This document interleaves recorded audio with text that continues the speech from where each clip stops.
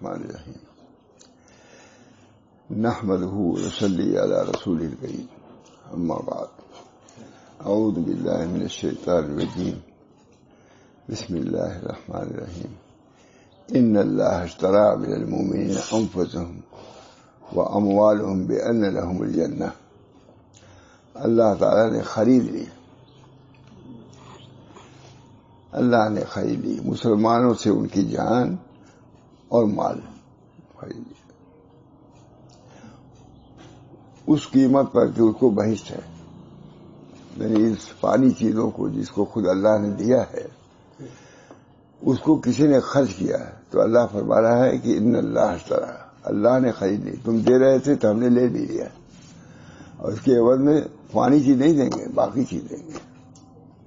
یہ ہے کہتے ہیں ہر آدمی اس کو سنتا ہے لیکن اثر مختلف ہوتا ہے. یہ دکھا رہا ہے یہ باتیں اتنی ہیں. اللہ نے خرید لی مسلمانوں سے ان کی جان اور مال، خرچ کیا انہوں نے، جان کو بھی ہے مال کو بھی ہے، اس قیمت پر کہ ان کو بہشت ہے. بہشت سے اور یہاں کی نعمتوں سے کیا نسبت؟ کوئی نسبت نہیں. یہ اللہ کا کرم، اللہ کا جود، اللہ کی بخشش. یہ ہے یہ ایک معمولی چیز جو دنیا کی ہے، مال معمولی ہے، فانی چیز کے بدلے میں باقی چیز دے دیا جنت. اور اس میں ایسی نعمتیں ہیں لا اذن سمعت ولا عین رأت ولا خطر علی قلب بشر. یہ سوچنے کی بات ہے. اس پر لکھا انہوں نے جو بھی سناؤں گا، یہی آج سب نے سنا.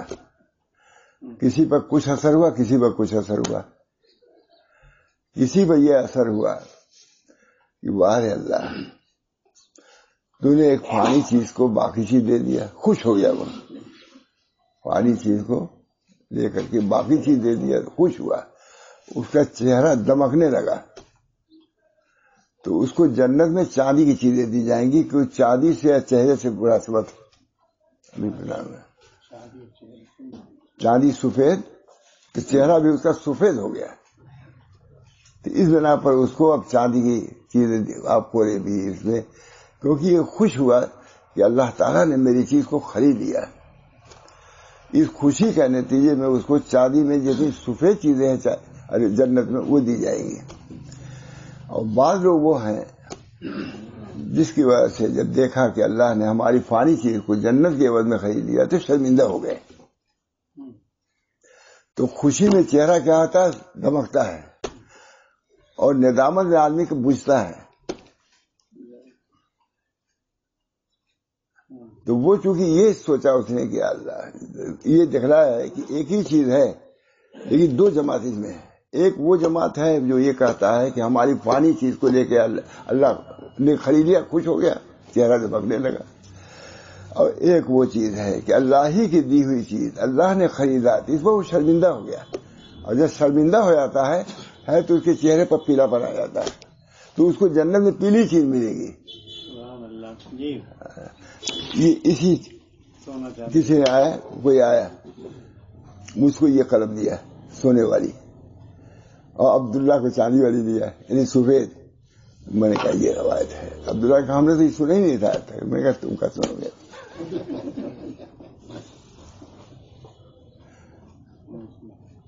چونکہ وہ شرمندہ ہو گیا، اس کا حال یہ ہوا واہ میرے مولا کہ تو نے چیز دیا اور اسی کو کہتا ہم نے خریدا، ہماری ملک بنا دیا. اس شرمندگی سے اس کے چہرے پر پیلاپن آ گیا. تو اس کو جو نعمت میں جنت نعمتیں ملیں گی سب پیلی پیلی ملیں گی. قلم بھی ملے گا پیلا. میں نے کہا دیکھو تم کو سفید دیا. عجیب واقعہ، ایسی قلم سفید لیا ہے، ان کو سفید والا دیا، مجھ کو یہ دیا.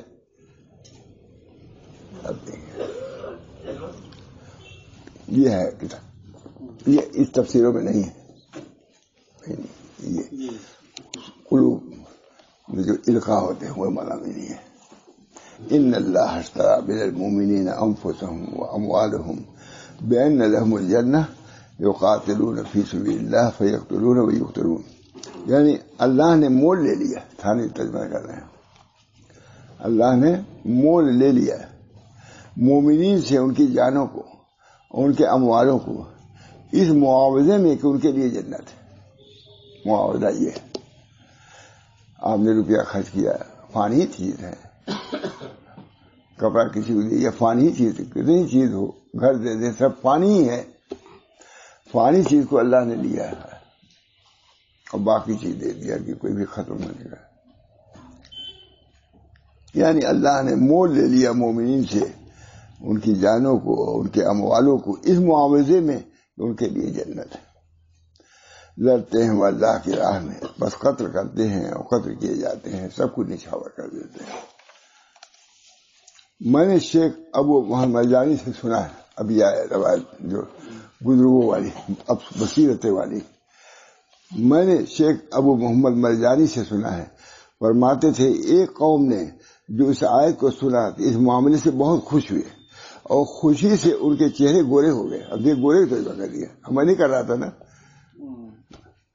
گورا لفظ کہاں، بہت خوشی ہے، اور خوشی سے ان کے چہرے ماتھانے لگ رہے ہیں اور خوشی سے ان کے چہرے گورے ہو گئے کہ حق تعالیٰ نے ان کو اس لائق کیا کہ اس نے اس سے خریداری کی۔ اللہ وہ خریداری کر رہا ہے، کسی اپنے بندوں سے خریداری کر رہا ہے، حق تعالیٰ نے اس کو اس لائق کیا کہ اس سے خریداری فرمائی اور اس کا بڑا مرتبہ بڑھایا کہ ان کو خریداری کے لیے پسند کیا۔ یہی وہ سمجھتا ہے کہ اللہ نے مجھ سے خریداری کی ہے، میرے گھر کو خرید لیا۔ جب وہ خریدا گیا 25,000 میں روپیہ، تو احسان مارا، مچھلی شہر کے تھے، بہت بڑے آدمی وکیل تھے، تو انہوں نے کہا حضرت مجھے فخر ہے کہ میرے گھر کو آپ نے خرید لیا 25,000 میں، اس وقت تو 25 کروڑ روپے ہو گئے، میرا فخر ہے۔ اس وقت بھی ان کو 60-70 ہزار مل رہا تھا، لیکن نہیں ملا تھا، مجھے فخر ہے کہ میرا گھر ماشاء رسول اللہ صاحب نے خرید لیا۔ یہ نا نتیجہ ٹھیک ہے ہی نہیں، وہ خوش ہوئے، ان کے چہرے گورے ہو گئے کہ حق تعالیٰ نے ان کو اس لائق کیا کہ اس سے خریداری فرمائی اور ان کا بڑا مرتبہ بڑھایا کہ ان کو خریداری کے لیے پسند کیا۔ میں اس لائق کہ اللہ مجھ سے خریداری کر رہا ہے، بادشاہ نیز بھاری قیمت اور بڑی اجرت سے خوش ہوئے، جنت مل گئی، اس سے بڑھ کے کیا ہے۔ اور ایک قوم نے جو سنا تو اس کے چہرے سے شرمندگی سے زرد ہو گئے، یعنی اللہ نے بڑی خرید، وہ خوش ہوئے، چہرے پر گورا پن آ گیا، اور یہ شرمندہ ہو گئے، چہرے پر پیلا پن آ گیا۔ یہ بزرگوں کی خاص علوم ہے، یہ کسی تفسیر میں نہیں ملے گا، عام تفسیر جو سنا تو ان کے چہرے شرمندگی سے زرد ہو گئے کہ ان سے ایسی چیز خریدی جس کا خود ہی مالک ہے، خود مالک ہے، وہ خرید رہا ہے خریدار بن کر کے، سمجھ گئے نا؟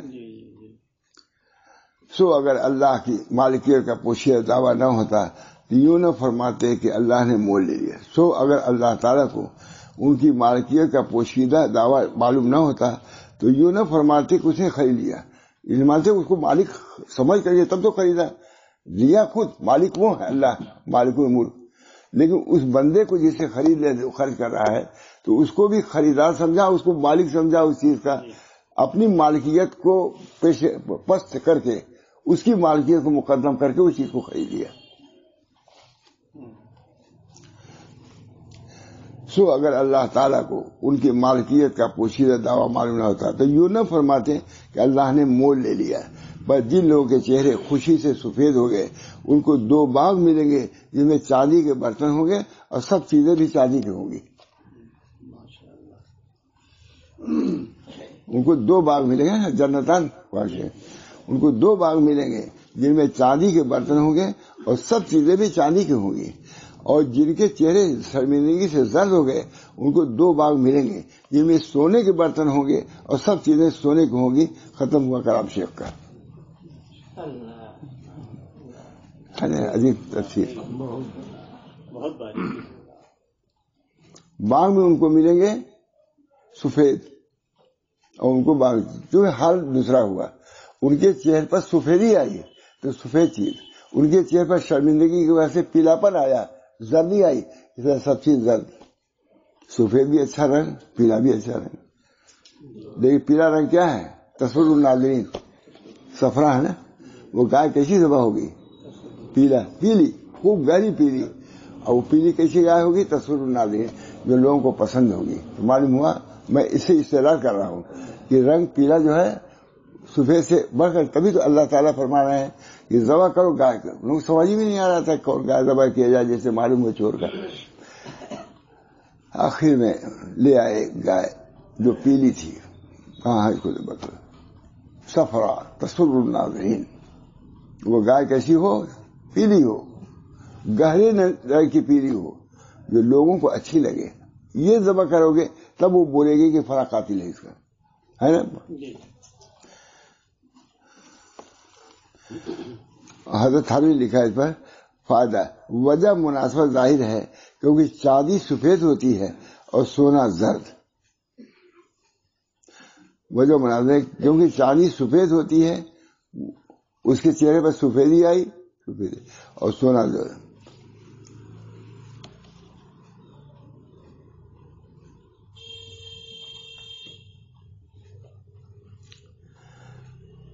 تو اگر اہل ایمان میں کوئی بقیہ منازعات کرنا ہوتا تو ان پر خرید و فروخت واقع نہ ہوتی۔ اہل ایمان میں تھوڑا سا رہتا کہ ہماری ہے یہ چیز، تب تو خریداری کیا۔ اگر ان کے ملک مالک نہ ہوتے تو خریداری نہیں ہو سکتی۔ دیکھیے یہ بھی ایک نقطہ ہے۔ سو اگر اہل ایمان میں بقیہ منازعات کا کچھ نہ ہوتا تو ان پر خرید و فروخت واقع نہ ہوتی۔ جب وہ خود اپنی ملک سمجھ رہے ہیں تو پھر تبھی تو لیا اللہ تعالیٰ نے۔ اسی واسطے اللہ تعالیٰ نے ان اللہ اشتری کے بعد من المومنین فرمایا، من الانبیاء والمرسلین نہیں فرمایا۔ مومنین کے اندر کچھ رہتا ہے اپنی ملکیت کا، اور انبیاء سب فرق کر دیتے ہیں۔ اس وجہ یہ نہیں کہا ان من اشتری من الانبیاء والمرسلین، انبیاء سے نہیں خریدا، مومنین سے خریدا، کیونکہ انبیاء کا وہ مقام ہے جن کے دل میں منازعات کا شبہ بھی نہیں رہتا۔ یہ نقطہ ٹھیک ہے۔ ان اللہ اشتری کے بعد من المومنین فرمایا، من الانبیاء والمرسلین نہیں فرمایا۔ اسی وجہ سے شیخ ابو حسن نے فرمایا کہ نفس 3 قسم کے ہیں۔ ایک وہ جس کی خریداری نہیں کی جاتی باوجہ بے قدر ہونے کے، ایک وہ لوگ ہیں ناقدر، ان کی کیا خریداری ہو۔ دوسرا وہ جن کی خریداری ہوتی ہے باوجہ ذی قدر ہونے کے، بہت قدر والے خریداری ان کی ہوتی ہے۔ تیسرا وہ جس پر خریداری واقع ہوتی ہے باوجہ آزاد لوگ ہیں، ان کی کوئی نہیں۔ خریداری انہی لوگوں ہوتی ہے جو اہل ایمان ہوں اور ان کے اندر کوئی تھوڑی سی بات ہو، ملکیت کا ایک شائبہ، تب خریداری کیا۔ اور جو بالکل کسی کی ملکیت نہیں، ان کی خریداری کیا ہوگی؟ اللہ تعالی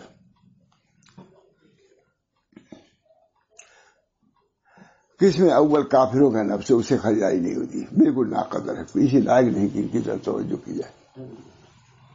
قسم اول کافروں کا نفس ہے، باوجہ بے قدر ہونے کے خریدا نہیں جاتا۔ وہ کیا خریداری ہے؟ جہنم میں جائیں گے، ان کی خریداری کیا ہوگا۔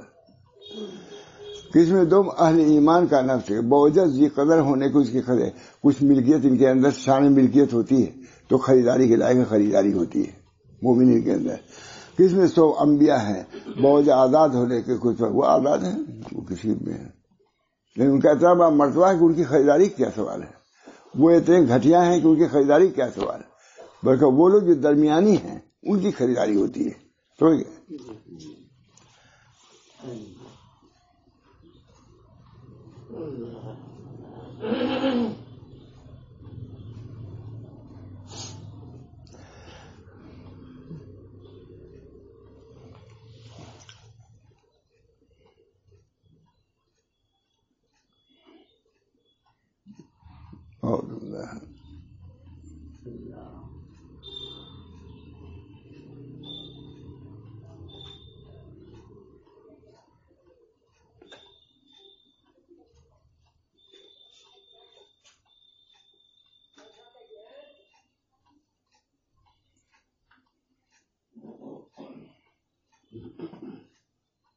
اللہ تعالیٰ ہم سب لوگوں کو ان علوم سے اور معارف سب ایسی کتاب سمجھنے سمجھانے والی ہے، ایک تو مطالعہ کرنے والی ہے، تو مطالعہ کیا بہت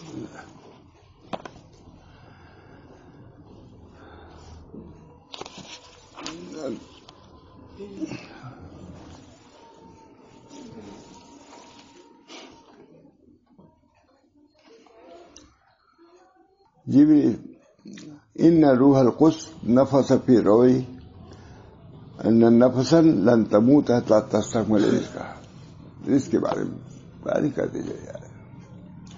جبریل اسلام نے میرے قلب میں یہ بات پھونک دی کہ کوئی جان نہیں مرے گی یہاں تک کہ اپنا رزق پورا کرے.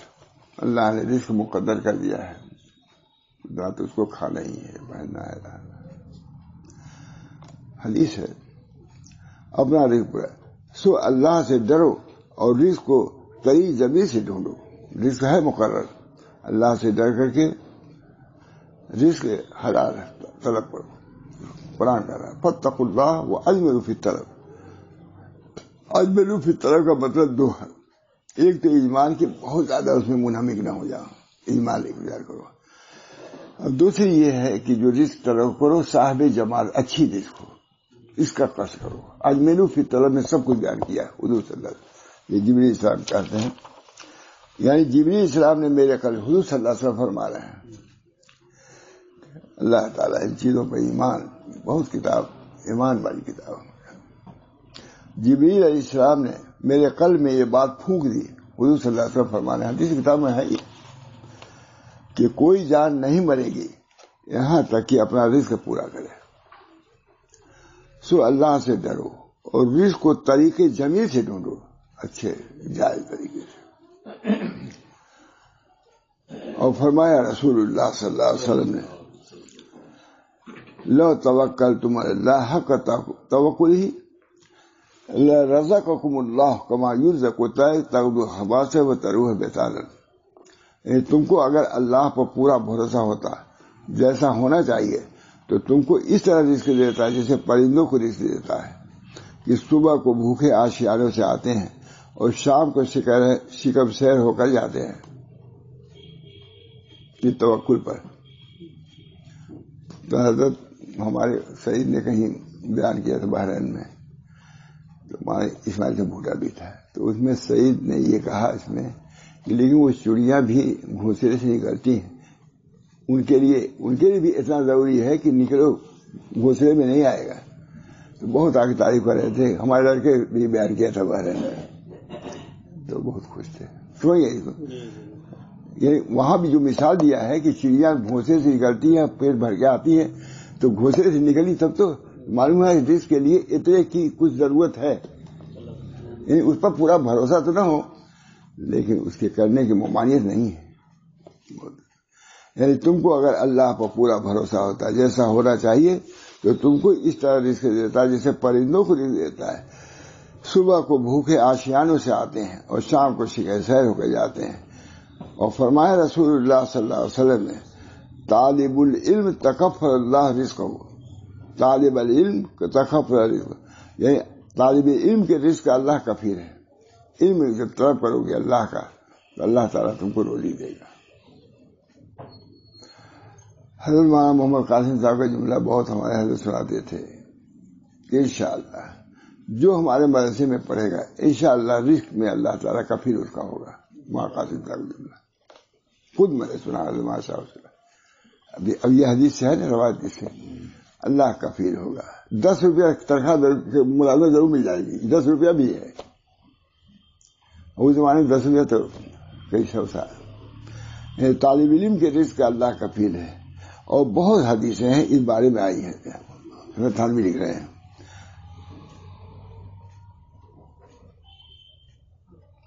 جاننا چاہیے کہ سبب کا ہونا مقدمہ رزق میں توکل اللہ کے خلاف نہیں ہے.